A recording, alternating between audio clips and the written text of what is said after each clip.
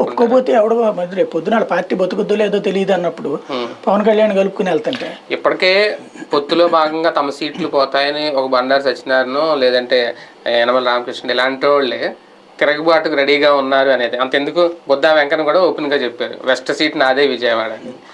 ఎవరు తిరగబడరండి లోపు అన్ని పేపర్లో మీడియా ఉంది కాబట్టి పబ్లిసిటీ కోసం నిరసన రాదా కొంత తిరగబడ్డం అంటే వెళ్ళిపోతారు రాజీనామా చేస్తారని కాదు గతి ఉంది. ఇంకా మూడో వాళ్ళు ఉంటే గతి.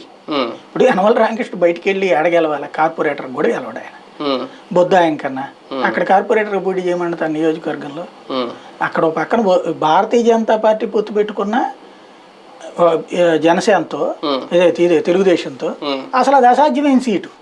ఎందుకంటే దాని జీవితంలో తెలుగుదేశం గెలిచిన సీటు కాదు అది. 83లో గెలిచింది, 85లో అంత ఊపులో కూడా ఓడిపోయిన సీట్ అది విజయవాడ వెస్ట్. దాంట్లో పొత్తు పెట్టుకుంటే జనసేన మస్ట్, భారతీయ జనతా పార్టీ కూడా అదే సీట్ అడుగుతుంది. భారతీయ జనతా పార్టీ కూడా గతంలో పెల్లంపల్లి అక్కడి నుంచినే కదా. భారతీయ జనతా పార్టీ డిపాజిట్లు వచ్చిన సెట్లు అదే ఒకటి, వన్ ఆఫ్ ద సీట్. కాబట్టి అక్కడ క్రిందసారి వెల్లంపల్లిని పక్కన పెట్టి విజయవాడ సెంట్రల్ తీసుకున్నందుకే దెబ్బతింది అది.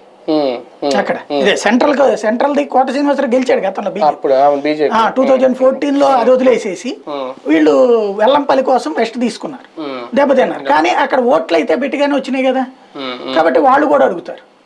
ఒకవేళ బీజేపీ తెలుగుదేశం పొత్తు పెట్టుకుంది అనుకోండి, జనసేన ముగ్గురు, విజయవాడ సెంట్రల్ వచ్చి బీజేపీ అడుగుతుంది, వెస్ట్ వచ్చి వీళ్ళు అడుగుతారు జనసేన. కాబట్టి ఖచ్చితంగా వదులుకోవడానికి సిద్ధపడాలా.